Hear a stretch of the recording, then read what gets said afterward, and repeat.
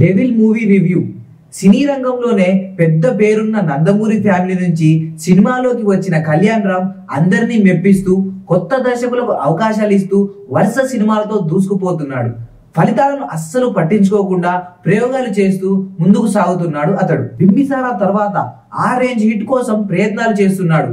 ఇందులో భాగంగానే ఇప్పుడు కళ్యాణ్ రామ్ డెవిల్ అనే సినిమాను చేశాడు. క్రైమ్ థ్రిల్లర్ జోనర్ లో రూపొందించిన ఈ చిత్రం అందరినీ ఆకట్టుకుంటుంది. నందమూరి కళ్యాణ్ రామ్ హీరోగా నటించిన సస్పెన్స్ సినిమా డెవిల్ కి అభిషేక్ నామా దర్శక నిర్మాత. అభిషేక్ పిక్చర్స్ బ్యానర్ పై దేవాంశ్ నామా సమర్పణలో రూపొందించిన ఈ చిత్రంలో సంయుక్త మీనన్ హీరోయిన్ గా నటించింది. ఈ మూవీలో మాలవిక నాయర్, అజయ్, సత్య కీలక పాత్రలు చేశారు.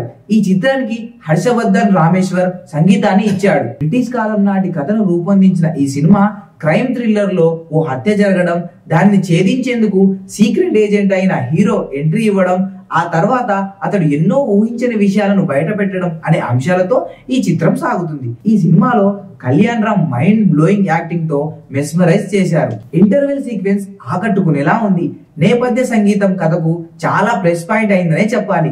డెవిల్ మూవీలో నందమూరి కళ్యాణ్ రామ్ స్క్రీన్ ప్రెజెన్స్ కి బదులు మరొకరిని ఊహించుకోలేం. అంతలా ఆయన ఏజెంట్ పాత్రలో జీవించారు. మొత్తానికి ఫస్ట్ హాఫ్ లెంత్ కొంచెం ఎక్కువ ఆయన ఫీలింగ్ కలుగుతుంది.